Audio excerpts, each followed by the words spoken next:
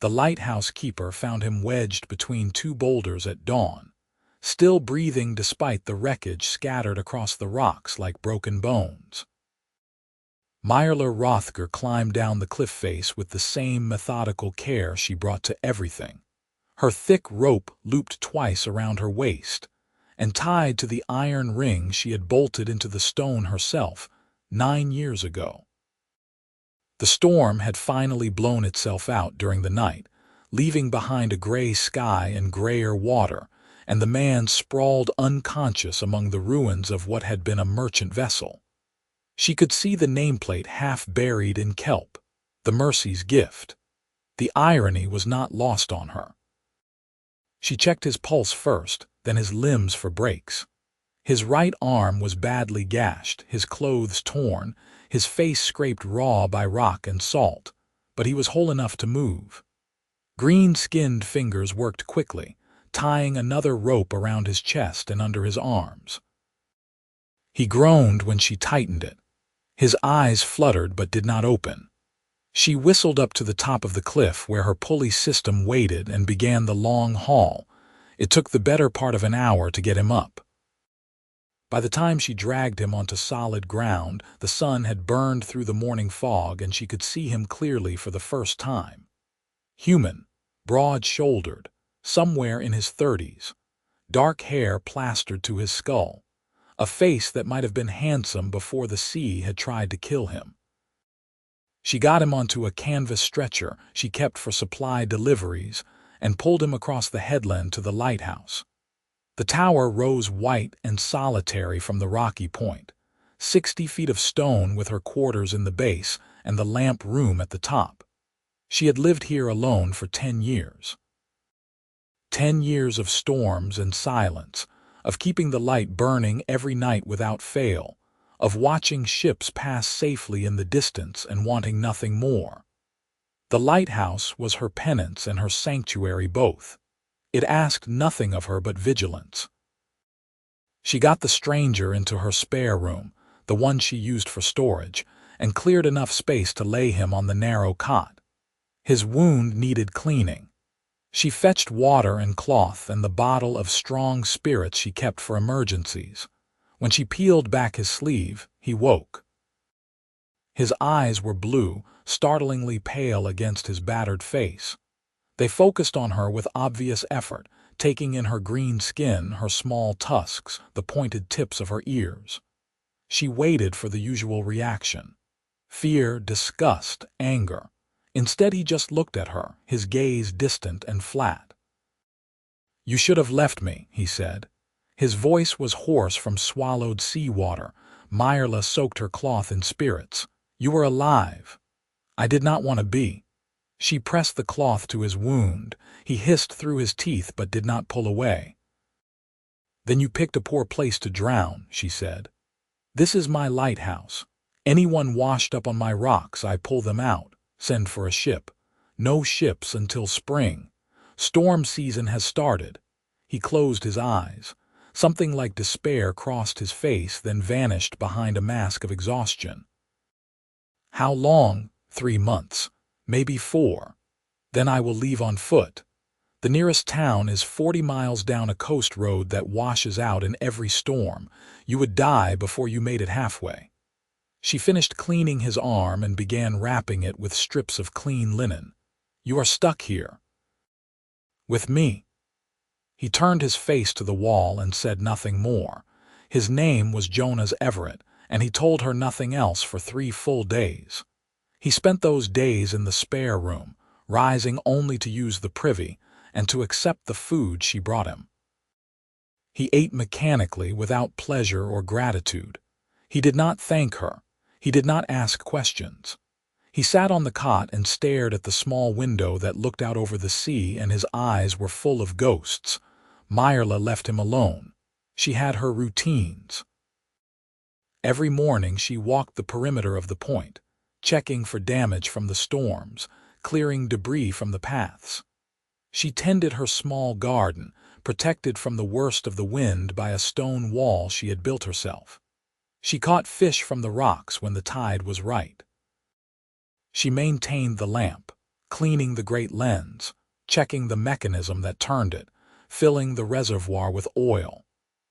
Every evening at dusk she climbed the spiral stairs and lit the beacon, and every dawn she climbed again to extinguish it. She had chosen this solitude deliberately. Before the lighthouse, she had been something else, someone else. A soldier in the border wars, part of an orc regiment that fought for a human king who promised citizenship and land in exchange for service. She had believed him. She had led her squad into battle after battle, had watched friends die, had killed more humans than she could count. And when the war ended, the king had reneged. No citizenship, no land. Just a dismissal and a suggestion that orcs might be happier returning to their own territories. She had not gone home. Home was a village she barely remembered, people who would not recognize the thing she had become. Instead, she had drifted, taking work where she could find it, until she heard about a lighthouse keeper position that no one wanted. Too remote, too harsh, too lonely. Perfect. She had not spoken to another person in 10 years, except for the supply boat captain who came twice a year. And those conversations never lasted more than the time it took to unload crates and sign the manifest. Now there was a man in her spare room who did not want to be alive, and she did not know what to do with him. On the 4th day, she found him on the rocks below the lighthouse.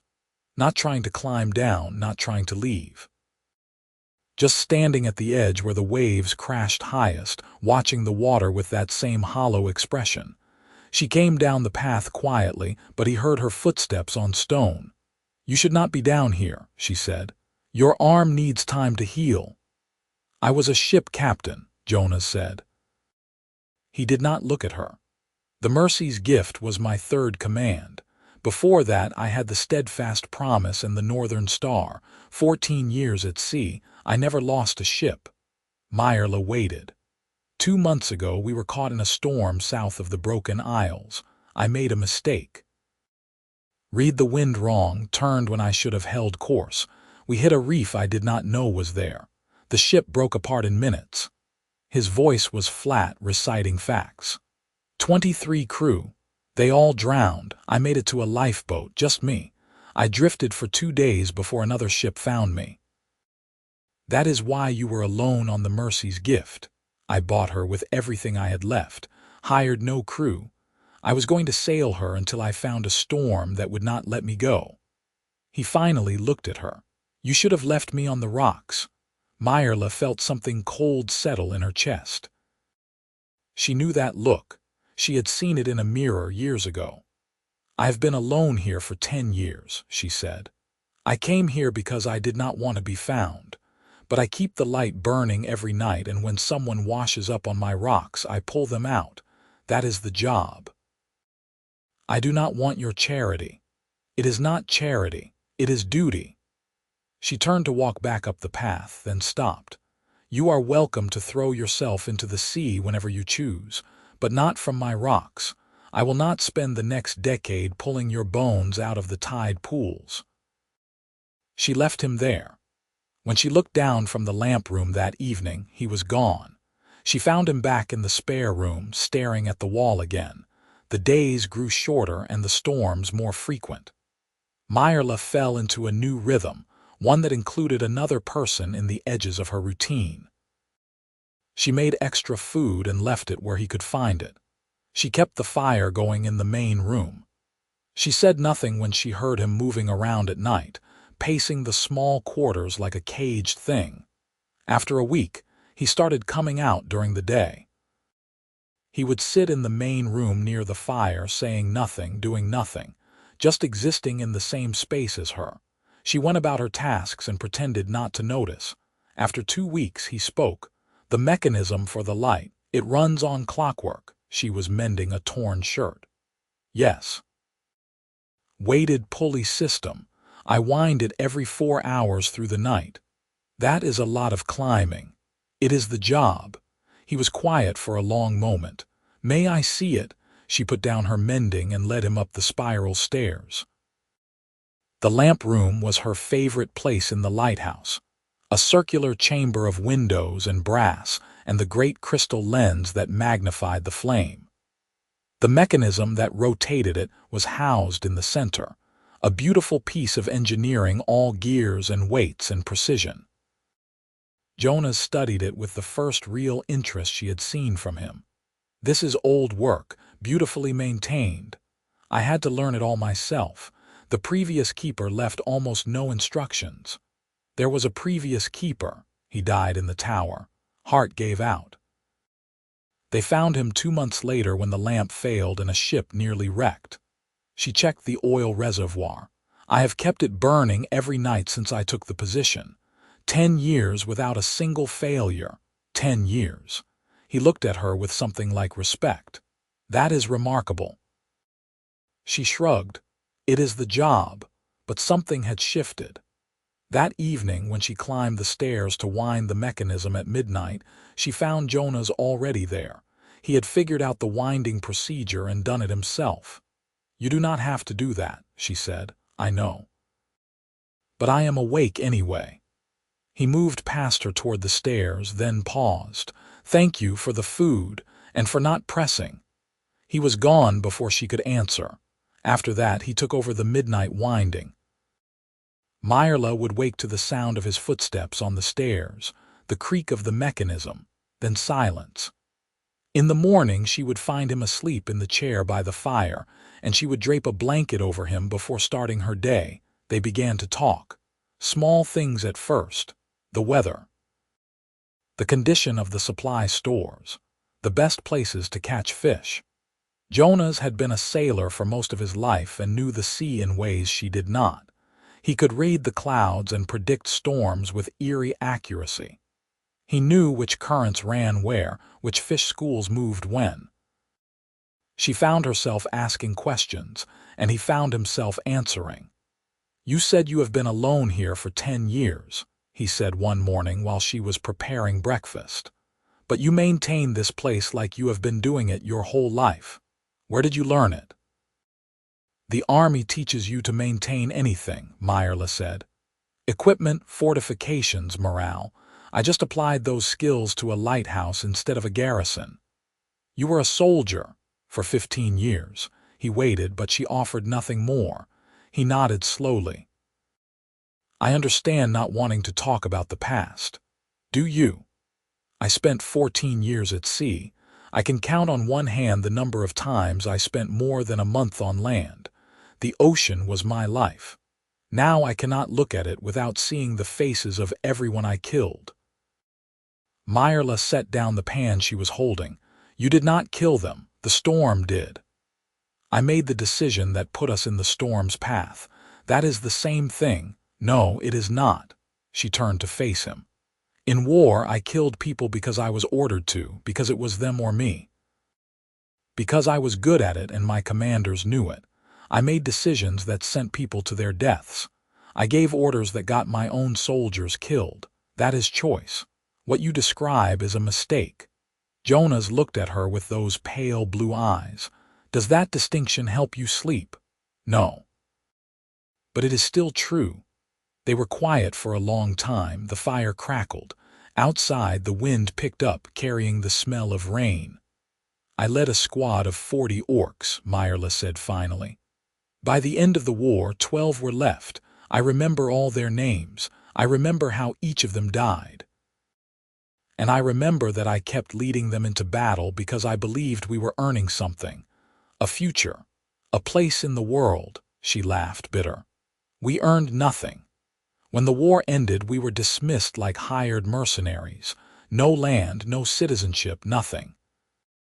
Just a polite suggestion that we leave. What happened to the 12 who survived? I do not know. We scattered. I came here." She picked up the pan again, focused on the simple task of cooking. "I came here because I was tired of being around people. Tired of being looked at like a monster or a tool. Here there is only the light and the sea, no one to lead, no one to fail. Do you regret it?" She almost threw the pan at him, but when she looked, his face held no judgment, only genuine curiosity. "Yes," she said. "And no." I regret that I have no other choice, but I do not regret the peace. Jonas nodded. I understand that too. Winter settled in fully. The storms came one after another, great howling gales that shook the lighthouse and sent waves crashing high enough to wet the windows of the lamp room. Mirella and Jonas fell into a partnership born of necessity. She taught him the routines of the lighthouse, and he took on more of the tasks without being asked. He wound the mechanism, he helped maintain the lamp, he even learned to clean the great lens with the careful attention it required. They worked together in a comfortable silence most of the time. Jonas was not a talkative man by nature, and Mirella had forgotten how to make small talk years ago. But the quiet between them was easy, companionable. They moved around each other in the small quarters like dancers who had learned each other's steps. On the nights when the storms were worst, they would sit together in the main room and listen to the wind. Sometimes Jonas would tell stories about his years at sea, ports he had visited, strange things he had seen. Mirella found herself looking forward to those stories. She had spent so long alone that she had forgotten how much she missed simple human connection. Human connection.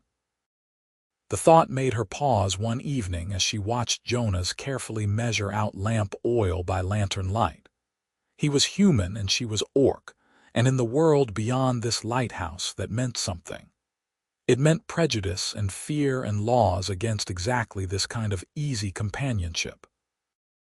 But here, in the isolation of the tower, it meant nothing at all. They were just two people trying to survive the winter. You are staring, Jonas said without looking up. I am thinking. About what? About how strange this is. You and me here together. A month ago I would have said I never wanted to see another person again. Now I am making double portions for dinner without thinking about it. He smiled, a rare expression that transformed his usually somber face. I am a terrible house guest. I should probably apologize. You wind the mechanism at midnight and you fix the door that was sticking. You are a perfectly acceptable house guest. High praise. She threw a piece of bread at him. He caught it and ate it, still smiling. But beneath the easy moments, there was a growing tension that neither of them acknowledged. Mirella would catch herself watching Jonas when he was not looking, noticing the way his hands moved when he worked, the concentration on his face when he was calculating tide tables. She would find excuses to stand close to him when they were maintaining the lamp, close enough to feel the warmth of his body in the cold lamp room. She told herself it meant nothing. He was simply another person in her space, and she was simply unused to company. But she knew she was lying. Jonas felt it too, though he gave no sign. He found himself aware of Mirella in ways that had nothing to do with lighthouse keeping. The way she moved with unconscious grace despite her strength. The way she hummed tunelessly when she thought she was alone. The small smile that crossed her face when she caught the first fish of the morning. He had not thought about a woman in years, had not allowed himself to want anything after the steadfast promise went down. But want was creeping back into him slowly, warming parts of himself he had thought frozen dead. It terrified him. One night in deep winter, a storm came that was worse than all the others. The wind screamed around the tower with a sound like living fury. Waves crashed so high they obscured the windows. The whole building shook with each gust. Mirella and Jonas stayed in the lamp room, taking turns checking the mechanism and making sure the flame stayed lit. If the light went out in a storm like this, any ship caught in the gale would be doomed. Around midnight, there was a horrible grinding sound and the lamp stopped rotating. Jonas was at the mechanism in an instant, Mirella right behind him. One of the gears had come loose from its housing, jammed by a piece of metal that had worked free from somewhere in the assembly. We need to stop it before it tears itself apart, Jonas shouted over the wind. Mirella was already moving, throwing the brake lever. The mechanism ground to a halt, but the lamp was now stationary, pointing in only one direction. Ships approaching from any other angle would see nothing. "Can we fix it?" Jonas asked. Mirella pulled out her tool kit and examined the damage. The loose gear could be reseated, but the piece of metal that had caused the jam had come from a support bracket that was now cracked. Without that bracket, the gear would just come loose again. "I can stabilize it," she said. "But it will take time, and I need you to hold the gear in place while I work." They worked together in the howling storm, their hands steady despite the shaking of the tower. Jonas held the heavy gear assembly while Mirella used wire and a spare piece of metal to fashion a temporary bracket. Her strong fingers worked quickly, bending and shaping the metal with tools and sheer force.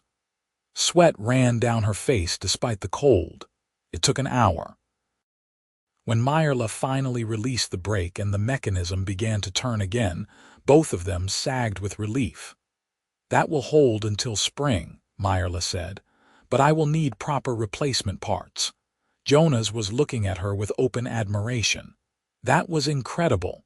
It was necessity. "It was skill. I have worked with ship's engineers who could not have done what you just did."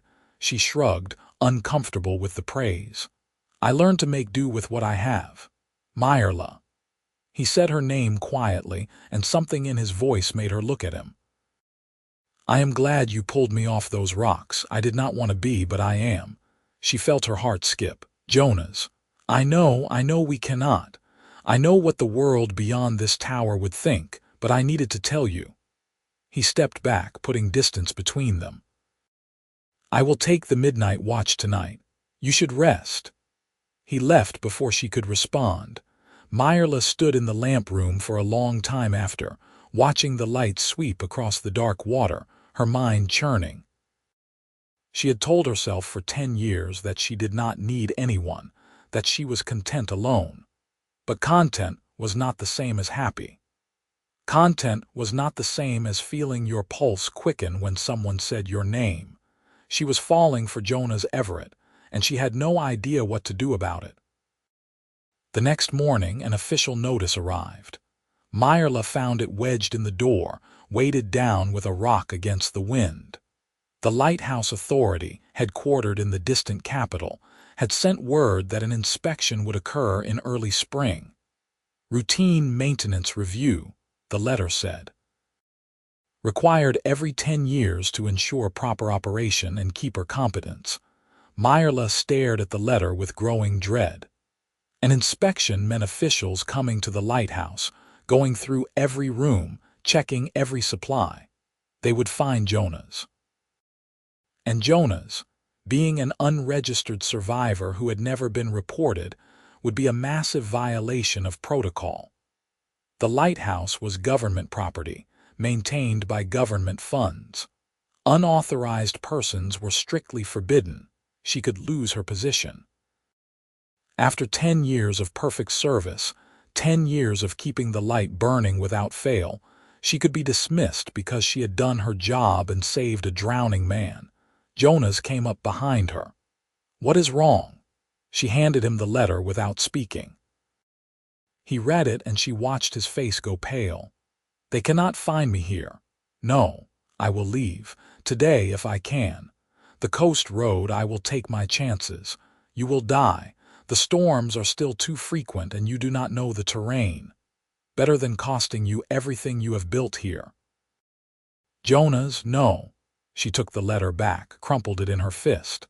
"I will not let you kill yourself over an inspection." "Then what do we do?" She had no answer. They spent the rest of the day in tense silence, each trying to think of a solution.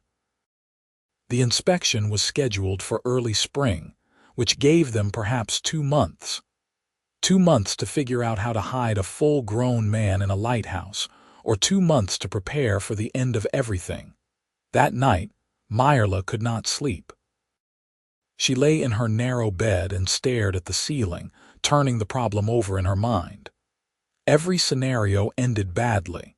If Jonas stayed and was found, she lost the lighthouse. If Jonas left, he would likely die on the road. If she tried to hide him during the inspection, one slip would doom them both. She heard footsteps on the stairs. Jonas, going to wind the mechanism. Without thinking, she got up and followed him. He was standing at the window when she reached the lamp room, watching the sweep of the light across the water. He turned when he heard her footsteps. "I cannot let you lose this," he said. "I know what this place means to you, your peace, your sanctuary. I have already destroyed one life through my mistakes. I will not destroy yours. You did not destroy your crew's lives. The sea did. And the sea brought me here to ruin yours, Jonas." She crossed to stand beside him. "Do you know why I pulled you off those rocks? Why I spent an hour hauling you up that cliff? You said it was duty. It was. But it was also because when I looked at you, I saw myself. Someone who had chosen to die because living hurt too much. And I thought if I could save you, maybe it would mean something. Maybe it would balance some small part of what I have done." He looked at her, and his eyes were full of pain. "Did it? I do not know yet, but I am starting to think it might." They stood together in the lamp room, watching the light turn, not touching but close enough to feel each other's presence. Outside, the wind was calm for once. The sea looked almost peaceful. "I have an idea," Jonas said slowly. "It is not a good idea, but it might work." "Tell me." "I could register myself, officially with the authority. Say that I was shipwrecked, that I am staying through winter as compensation for rescue, helping maintain the lighthouse. They have provisions for that, for keepers who pull survivors out of the sea. If I am registered, I am not unauthorized." Mirella shook her head. "That requires sending the registration before the rescue. To report a survivor months late would raise questions. Then we lie. We say I was too injured to be reported immediately, that you sent word as soon as I was well enough to be documented. They will wonder why no emergency report went out. We say you were trying to spare them an unnecessary trip during storm season, that you were confident I would survive and could wait until spring." He turned to her. "Mirella, it is thin, but it is something. And it means neither of us has to leave." She wanted to believe it would work, but she had learned long ago not to trust authorities to be reasonable. "If they do not accept the explanation, we both lose everything.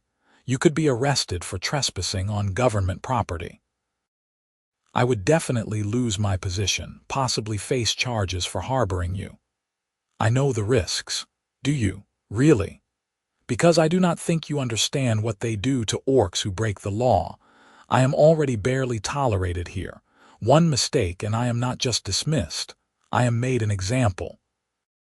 Jonas was quiet for a long moment. "Then I will leave tomorrow. I will take supplies and go, and you can report that you rescued me, but I left against your advice. That protects you and kills you. Maybe, maybe not. I survived before. Barely. Mirella." He took her hand, the first time he had deliberately touched her since arriving. His hand was warm and calloused from ship work. "I will not let you sacrifice everything for me." She looked down at their joined hands, her green skin against his pale fingers. "What if I want to? Why would you?" "Because I have been alone for 10 years, and in 2 months you have made me remember what it is to have a reason to wake up beyond duty. Because you look at me like I am a person, not a monster or a weapon. Because when you say my name, I feel like I exist." She met his eyes. "Because I am falling in love with you, and I do not know how to stop." Jonas stared at her. For a heartbeat, she thought she had made a terrible mistake, that she had misread everything. Then he pulled her close and kissed her. It was not a gentle kiss. It was desperate and hungry. Two people who had both been alone too long finally allowing themselves to feel. Mirella wrapped her arms around him and kissed him back with everything she had. 10 years of loneliness and want pouring out of her. His hands were in her hair, hers clutched at his shirt, and for a moment nothing existed except the two of them and the turning light. When they finally broke apart, both breathing hard, Jonas rested his forehead against hers. "I am falling in love with you too. I did not think I could feel anything again after the steadfast promise, but you make me feel everything." "We are both disasters," Mirella said, but she was smiling. Disasters together. They spent the rest of the night in the lamp room, talking about everything and nothing, planning and discarding a dozen schemes to solve their problem. By dawn, they had a rough plan. Jonas would write a statement detailing his shipwreck and rescue, backdated appropriately. Mirella would add it to her official logs with a notation that she had delayed formal report due to the survivors' injuries and the onset of storm season. They would submit it to the authority with her next supply request, giving it time to be processed before the inspection. It was not perfect, but it was something.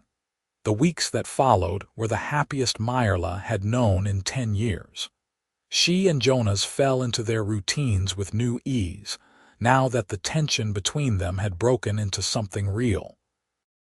They worked together during the day, ate together in the evening, and spent long hours talking by the fire at night.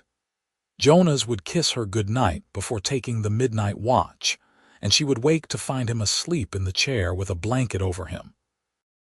They did not let themselves think too hard about what would happen in spring. The inspection loomed over everything, but for now they had each other, and the lighthouse, and the slow turning of winter toward spring.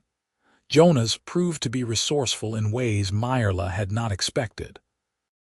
He repaired things she had been working around for years, weak points in the structure she had thought unfixable. He improved her pulley system, making it easier to haul supplies up from the dock. He even managed to coax better production out of her small garden by building a better windbreak. "Where did you learn all of this?" she asked one afternoon as she watched him reinforce a section of stone wall. "Ships require constant maintenance," he said. "You learn to fix everything with whatever you have on hand, and you learn to see problems before they become disasters. You are good at it. I had good teachers." He paused, staring out at the sea. The steadfast promise had a crew of 26. 3 of them were orcs, Galmir, Hesta, and Torvak. They signed on in a border port where no one else would hire them. Mirella went very still. "You hired orcs." "Deliberately. They were good sailors. Best riggers I ever had. Galmir could splice a line faster than anyone I have met, and Hesta could read weather like she was born to it." He smiled sadly. "Torvak was terrible at both, but he could cook better than anyone else on the ship, so we kept him on anyway." "What happened to them?" "They drowned with the rest when I wrecked the ship.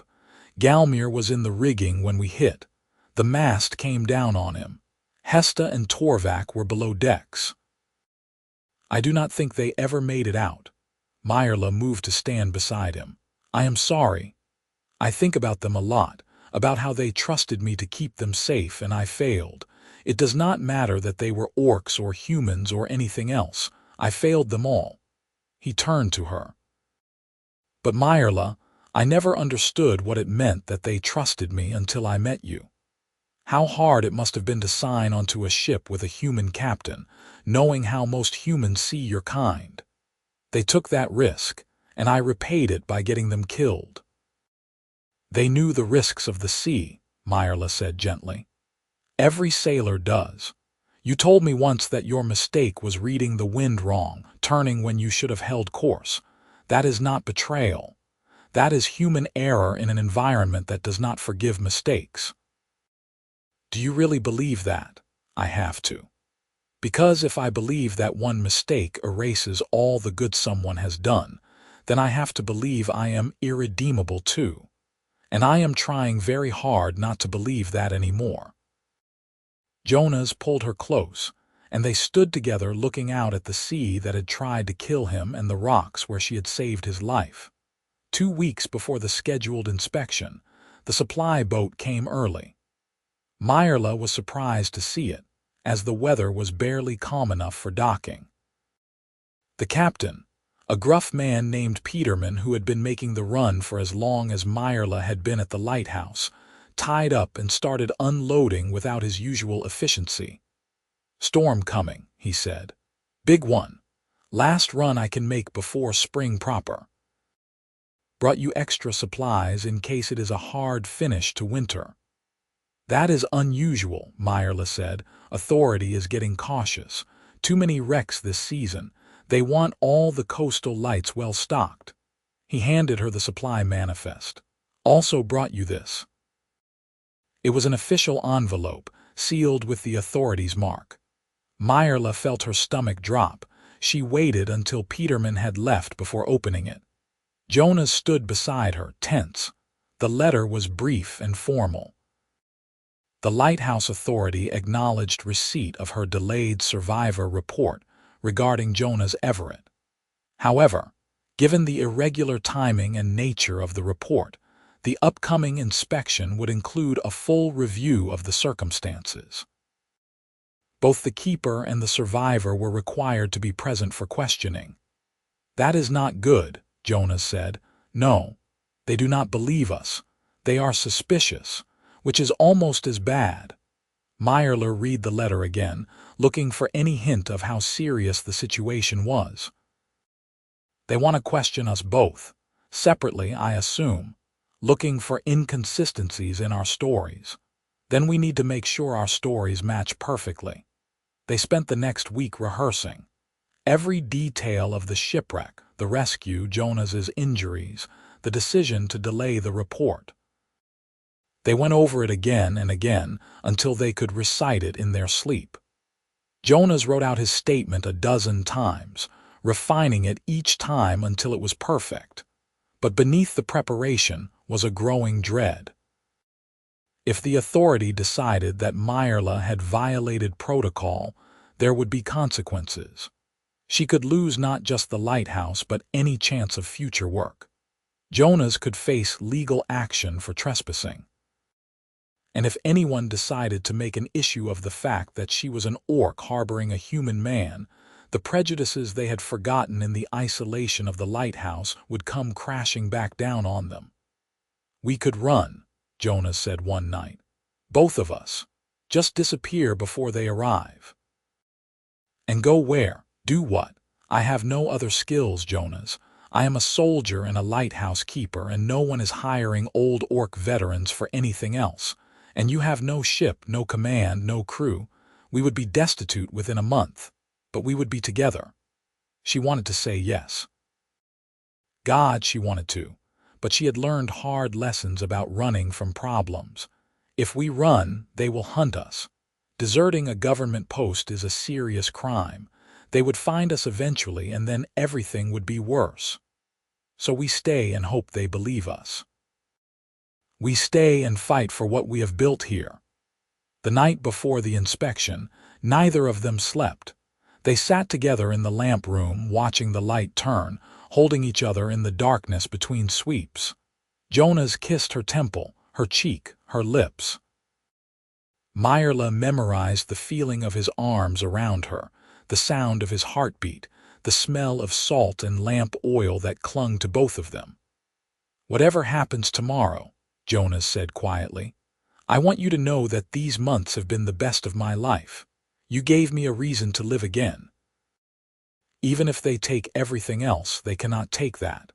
We are not beaten yet, I know, but I needed to say it." She turned in his arms to face him. "I love you. I have not said those words to anyone in 20 years, and I have never meant them the way I mean them now. You are not a disaster I rescued from the rocks. You are the best thing that has happened to me." He kissed her, deep and slow and full of desperate hope. "I love you too." The inspectors arrived at dawn. 2 of them, a man and a woman, both wearing the official uniforms of the Lighthouse Authority. They were polite but cold, and they wasted no time beginning their review. They went through every room, every supply list, every log entry. They examined the lamp mechanism, the oil stores, the maintenance records. They found nothing wrong. Then they began the questioning. They took Mirella first, sending Jonas out onto the rocks to wait. The questions were pointed and precise. When exactly did the shipwreck occur? What was the condition of the survivor when found? Why was the report delayed? Why was no emergency notification sent? Had she ever harbored unauthorized persons before? Was she aware of the penalties for violation of Lighthouse protocol? Mirella answered each question calmly, sticking to the story she and Jonas had prepared. She explained the severity of his injuries, the onset of storm season that made formal communication impossible, her judgment that the situation was stable enough to wait for official channels. She produced Jonas's written statement, her own log entries, even a detailed account of his injuries and recovery. The male inspector, whose name was Carrick, frowned over the documents. "This is very thorough. I take my duties seriously, clearly. And yet you must understand how irregular this appears. A survivor goes unreported for months, and then suddenly you submit detailed paperwork just weeks before a scheduled inspection." "I submitted the paperwork when the survivor was well enough to provide formal testimony and the weather permitted secure communication. The timing relative to your inspection is coincidence. Convenient coincidence. Coincidence nonetheless." The female inspector, Marin, leaned forward. "Keeper Rothgar, I am going to ask you a direct question, and I need a direct answer.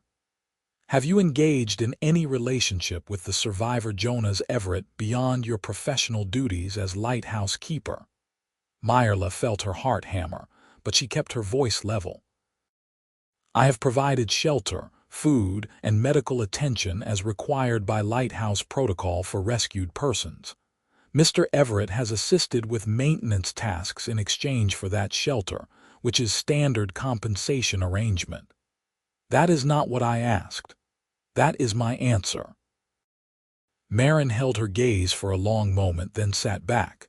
"Very well. Send in Mr. Everett." They questioned Jonas for twice as long. Mirella waited outside, pacing the rocks, trying not to imagine what they were asking him. The sun climbed higher. The wind picked up. Finally, after what felt like hours, Jonas emerged. His face was pale but calm. The inspectors came out behind him. Carrick consulted his notes, then looked at Mirella. "Keeper Rothgar, your logs are immaculate. Your maintenance of this lighthouse is exemplary. In 10 years you have not missed a single night's illumination, and the facility is in better condition now than when you assumed the position. Thank you, sir. However, the irregular nature of this survivor situation is concerning. The authority takes protocol violations seriously, even from keepers with otherwise perfect records." Mirella said nothing, waiting. "After reviewing all evidence and testimony, we find that, while your delay in reporting was inadvisable, it does not constitute a violation severe enough to warrant dismissal." Carrick closed his notebook. "You will receive an official reprimand in your file.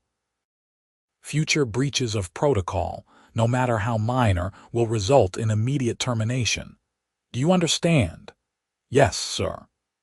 "As for Mr. Everett, his presence here through the end of storm season is acceptable under rescue and compensation provisions.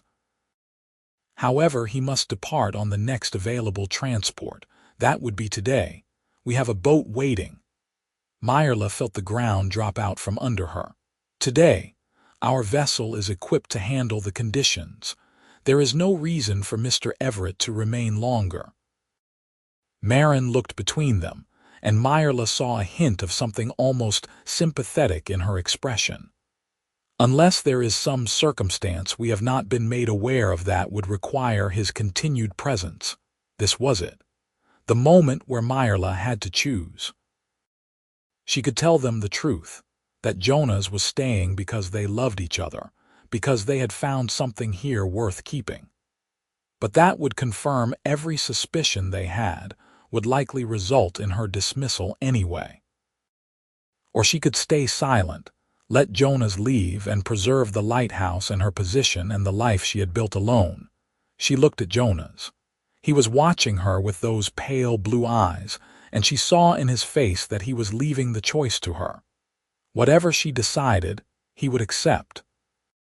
She thought about the last 10 years, the decade she had spent alone keeping the light burning.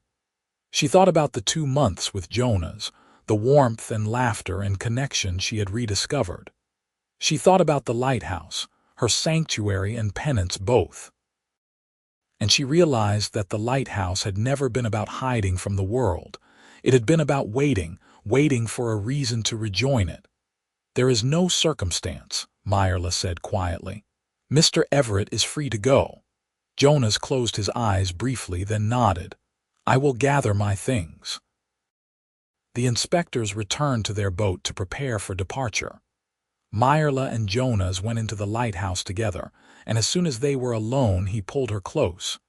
"You are making the right choice," he said. "You cannot lose this place. It is too important. It is just a job, Jonas. No.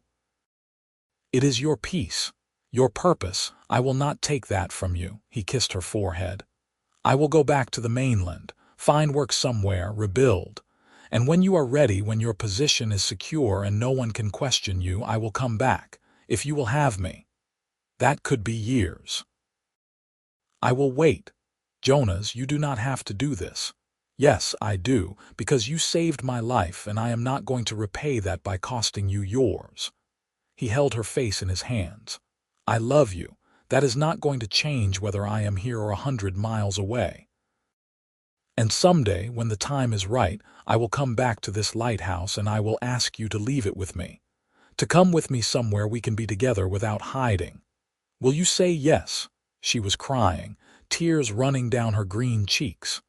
"I do not know. This place has been my whole world for so long." "Then think about it. I will wait as long as it takes." He kissed her, gentle and sweet. "But I need you to know that you are worth waiting for." He packed quickly, taking only a few supplies. Mirella stood in the doorway and watched him, memorizing every detail. When he was ready, they walked down to the dock together. The inspectors were waiting, their boat bobbing in the swell. Jonas stopped before boarding. "Keep the light burning, Mirella Rothgar. The sea needs it. And someday, when you are ready for something else, I will be waiting. How will I find you? I will send word through the supply boat. Peterman is discreet, and he has been making this run long enough to know how to keep secrets." He smiled, that rare, beautiful smile. "Just do not make me wait another decade. I will try not to." He kissed her one last time, there in front of the inspectors and God and everyone, not caring who saw. Then he climbed into the boat and was gone. Mirella stood on the dock and watched until the boat disappeared into the gray distance. Then she climbed back up to the lighthouse, went to the lamp room and did what she always did. She checked the mechanism, examined the lens, prepared for nightfall. The work was the same as it had always been. But everything felt different now. Spring arrived in full, bringing clear skies and calm seas. The supply boat came regularly again, and Peterman always had a letter from Jonas tucked in with the official mail. Jonas had found work as a harbor master in a coastal town 3 days south. He was rebuilding his life slowly. He was saving money. He was waiting. Mirella wrote back, careful letters that talked about the weather and the lighthouse and small repairs she was making. She did not talk about how much she missed him, or how the tower felt too empty now, or how she caught herself looking out at the sea hoping to see a boat that was not coming. She thought Jonas understood anyway. The letters continued through spring and into summer. Jonas told her about the harbor, about the ships that came and went, about the small apartment he had rented above a bakery. He told her he was learning to sleep through the night again, that the nightmares about the steadfast promise were fading.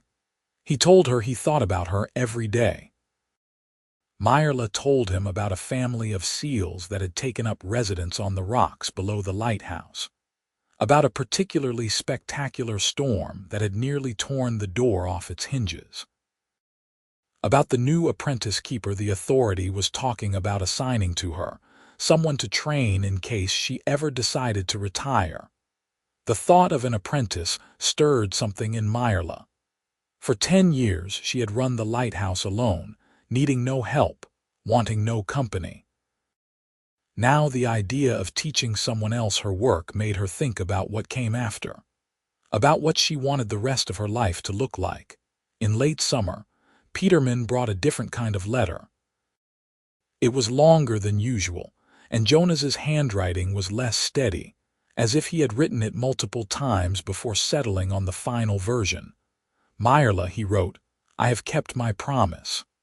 I have waited, and I have built a life I can offer to someone I love. I have a position with good pay and a future. I have a house now, small but sturdy, with a view of the sea and room for two. I have made friends in this town, people who do not care that I once lost a ship and nearly lost myself. I have found a way to live that does not hurt every moment. But it is not complete without you. I know what I am asking. I know the lighthouse is more than a job to you. It is your sanctuary, the place where you found peace after war. I would never ask you to give that up lightly, but I am asking now because I believe there is something better than peace. There is joy. There is love. There is a future where we wake up together every morning and go to sleep together every night, and we do not have to hide or wait or pretend. The Lighthouse Authority is looking for keepers. I checked. If you wanted to leave, they would not punish you. You have given them 10 years of perfect service. They would let you go with commendation. You could train your replacement and leave with honor, or you could stay. I would understand, and I would keep writing and keep waiting for as long as you need. But Mirella, I need you to know something. You told me once that you pulled me off those rocks because you saw yourself in me, someone who had chosen to die because living hurt too much. I think we both came to that lighthouse as ghosts, haunting the edges of a world we could not bear to rejoin. You taught me how to be alive again. You showed me that mistakes do not define us forever, that we can choose to keep going even when we have failed. You gave me hope when I had forgotten what it felt like. Now I want to give you something in return. I want to give you a life beyond duty. A life where you are not alone, where you do not have to be strong every moment, where you can just be yourself. You deserve that.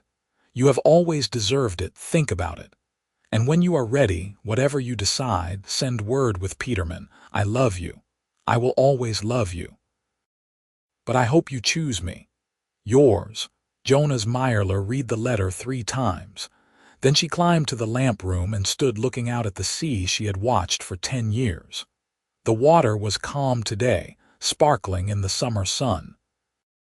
She could see ships in the distance, passing safely because her light burned every night.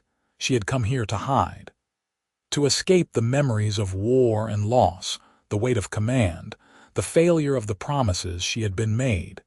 She had thought she wanted solitude forever.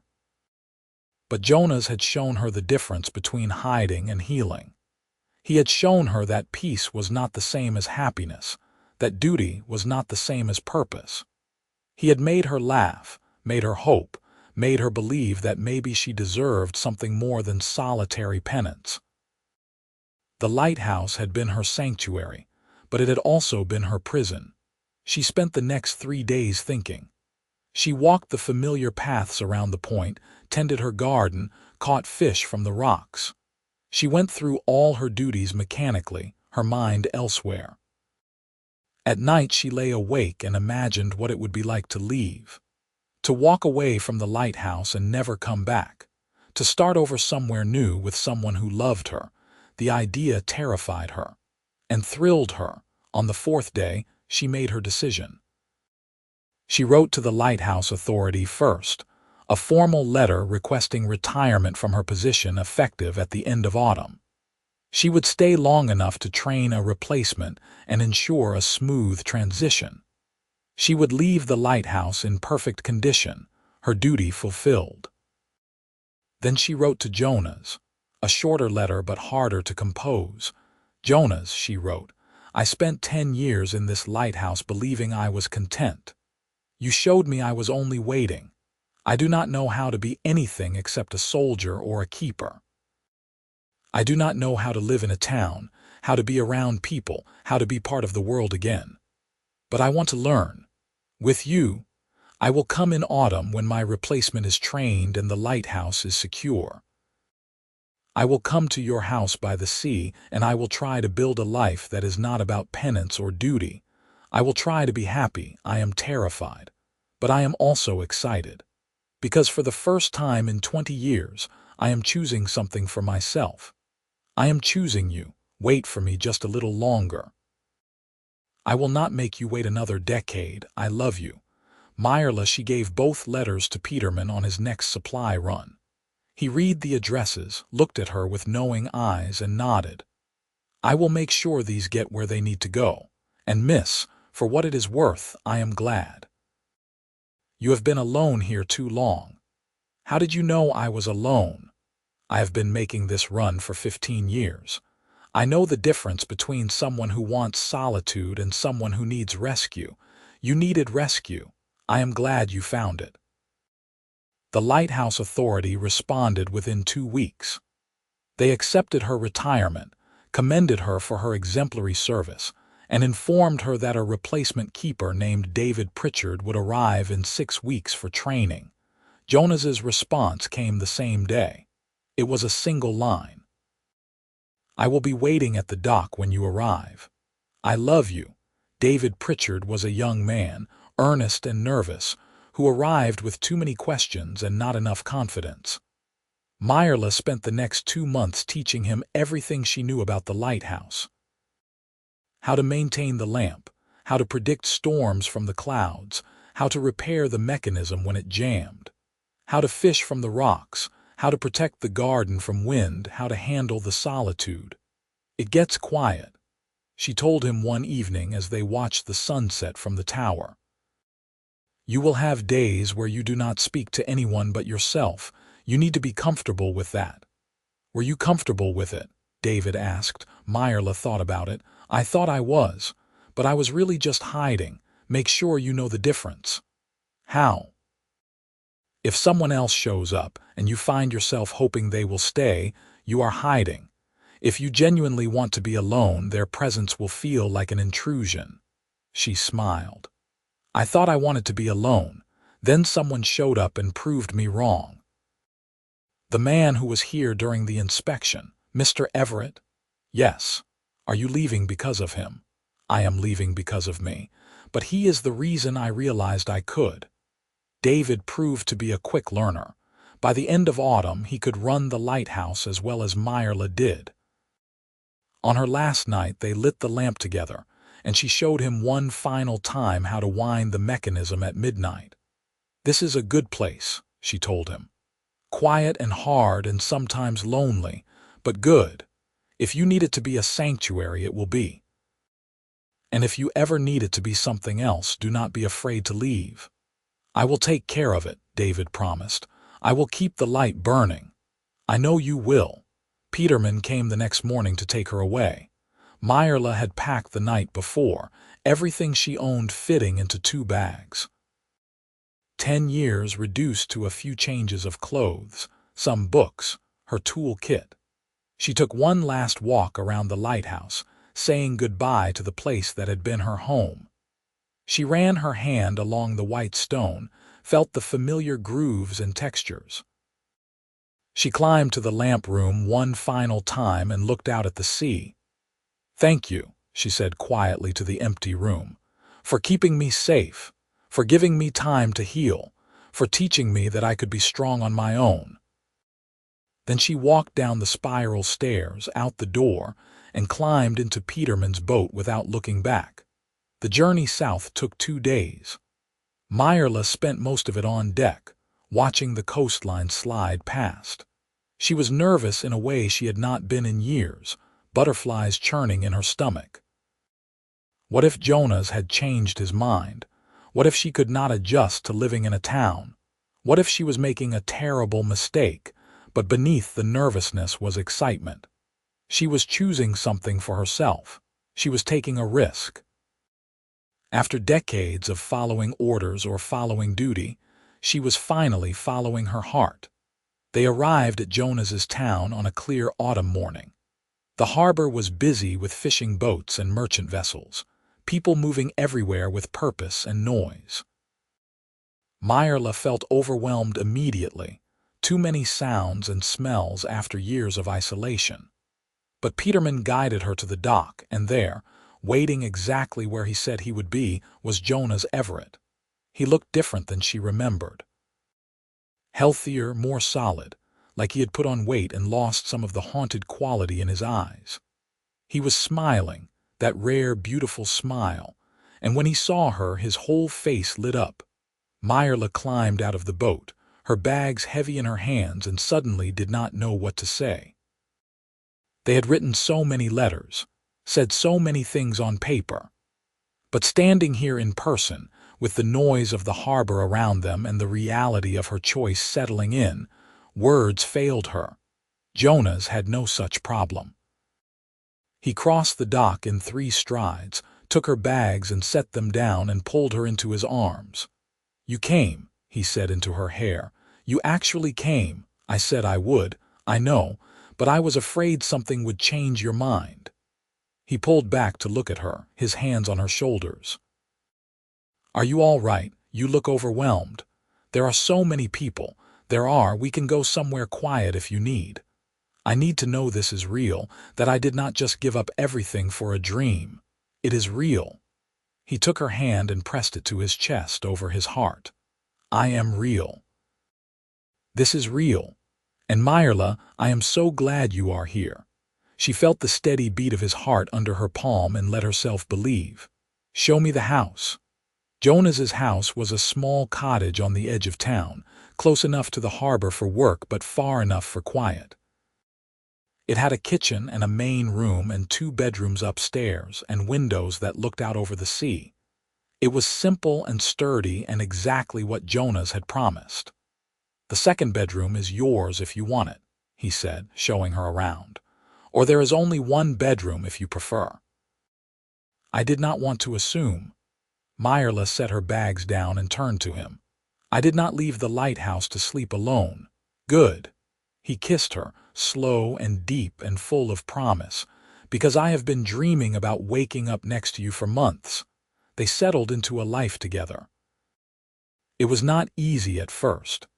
Mirella struggled with the noise and crowds of town, with the constant presence of other people.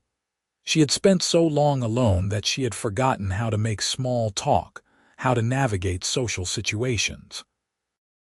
She got stares because of her green skin and tusks, whispers behind hands. Some people refused to serve her in shops. Others went out of their way to be kind, as if trying to compensate. Jonas was patient. He introduced her to people he trusted, shopkeepers and sailors and neighbors who did not care that she was orc. He taught her the rhythms of the town, when the markets were busy and when they were quiet, which streets to avoid and which were welcoming. He never pushed her, just stayed at her side and let her adjust at her own pace. Slowly, Mirella began to find her footing. She got a job at the harbor, using her strength and maintenance skills to help repair docks and boats. The work was familiar, physical, satisfying. The other workers treated her with respect once they saw what she could do. She made a few friends, cautious and tentative but real, and at the end of every day she went home to Jonas. They would make dinner together, talking about their days. They would sit by the fire and read or plan repairs to the house. They would climb the stairs to their bedroom and fall asleep tangled together, and Mirella would wake in the night sometimes just to feel the warmth of him beside her and know that she was not alone. It was not perfect. They had arguments, small fights about household things or misunderstandings. Mirella had spent too long alone and sometimes needed space that Jonas did not understand. Jonas had nightmares still about the steadfast promise. nights when he woke gasping and she had to hold him until the fear passed. They both carried scars that did not heal overnight, but they were building something together. Not a sanctuary from the world, but a place in it. A life that was theirs. 6 months after Mirella arrived, Jonas came home one evening with a strange expression on his face. He was nervous, fidgeting with something in his pocket. "What is wrong?" Mirella asked. "Nothing is wrong. I just need to ask you something." He pulled out a small box and opened it. Inside was a simple silver ring, unadorned but beautiful. "Mirella Rothgar, I know we have only been together a short time in person, even though it feels like longer. I know we both carry damage that we are still healing from, but I also know that I want to spend the rest of my life with you. Will you marry me?" Mirella stared at the ring, her heart racing. Marriage was a legal thing, a binding contract. For an orc to marry a human was not illegal exactly, but it was rare and often complicated. There would be paperwork, questions, possibly resistance from authorities who did not approve. But when she looked at Jonas's hopeful face, none of that mattered. "Yes," she said. "Yes, I will marry you." They were married in early spring by a local official who did not bat an eye at a human-orc wedding. The ceremony was simple, just the two of them and a few friends Jonas had made. Peterman came down from his supply routes to attend, grinning through the whole thing. Afterward they had a small celebration at a tavern by the harbor, drinking and laughing and dancing badly to music from a hired fiddle player. That night, lying in bed in their house by the sea, Jonas held Mirella close and said, "I never thought I would have this. A home, a wife, a future. I thought I would die at sea, alone and forgotten." "I never thought I would have it either," Mirella said.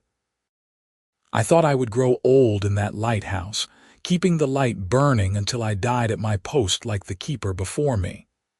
"Are you glad you left?" She thought about it, really thought about it. She missed the lighthouse sometimes, the simplicity of it, the clear purpose. But she did not miss the loneliness. She did not miss believing that she deserved nothing more than solitary duty. "Yes," she said. "I am glad I left. I am glad I chose this. I am glad I chose you. Even with all the stares and whispers, even with people who think we should not be together. Especially because of that, because it means we chose each other despite the world, not because of it." Jonas kissed her forehead. "You are the bravest person I have ever met.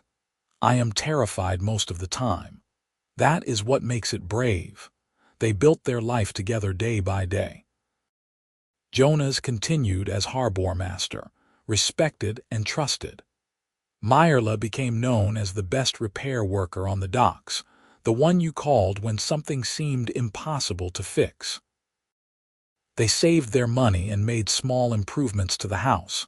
A better stove, new windows, a workshop for Mirella in the back. 2 years after they married, Mirella realized she was pregnant. The news sent her into a panic. She had never thought about children, had never imagined herself as a mother. She was an orc veteran and former lighthouse keeper, scarred and hard and utterly unprepared for a baby. Jonas was thrilled and terrified in equal measure. "We can do this," he said, holding her hands. "We have survived storms and shipwrecks and living in a lighthouse through winter. We can survive a baby. A baby is different, yes, but we will figure it out together."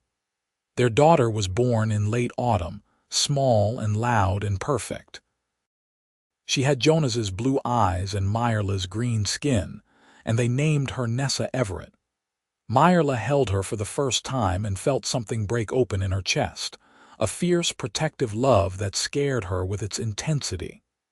"She is beautiful," Jonas said, tears running down his face. "She is ours," Mirella said, and could not stop smiling. Raising Nessa was the hardest thing either of them had ever done.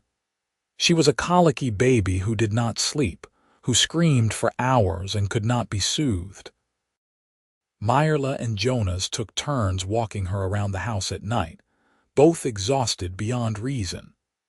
There were moments when Mirella thought she would break, when the crying was too much, and she wanted to run back to the lighthouse and the peace of solitude. But then Nessa would smile, or reach for Mirella with tiny green fingers, and everything else faded. This was her daughter. This was the future she and Jonas had made together. It was messy and hard and terrifying, but it was also full of a joy she had never known existed.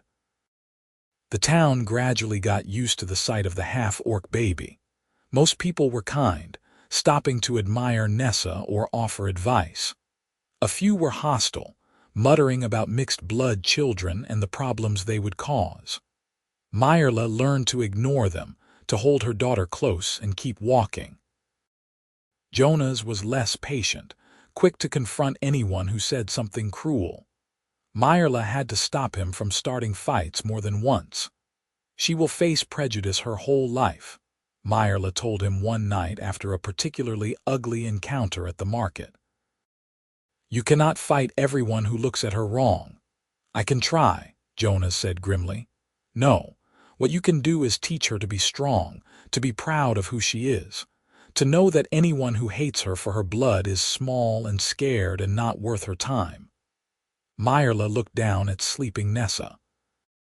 "That is what my mother taught me, and I survived. I just want her to have an easier life than you did. She will.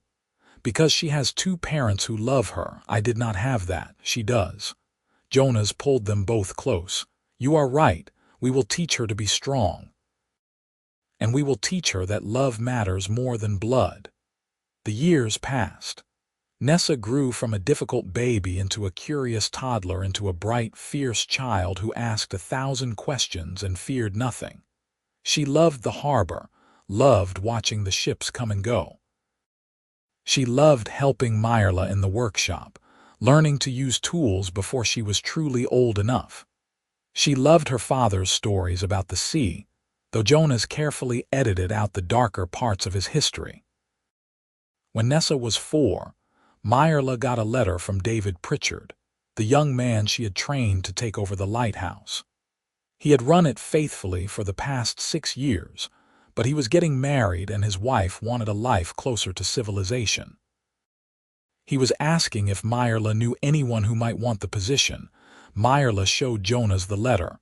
"I could recommend someone, or, Jonas looked at her carefully, "or we could go back, not to stay, just to visit. I want Nessa to see the lighthouse. I want her to understand where I came from, what I did before she existed. You want to go back? I want to show you both something important to me. Is that all right?" Jonas smiled. "I think that is more than all right." They made the journey that summer, the 3 of them on Peterman's supply boat. Nessa was wide-eyed the whole trip, asking questions about everything. When the lighthouse finally came into view, white and tall against the blue sky, Mirella felt her breath catch. "That is where I lived," she told Nessa. "For 10 years I kept the light burning every night so ships could find their way safely." "By yourself?" Nessa asked. "Yes." "Were you lonely?" Mirella looked at Jonas, who smiled. "Yes, very lonely, until your father arrived." They spent 3 days at the lighthouse. David and his wife welcomed them warmly, gave them the spare room, and let Mirella show her family around.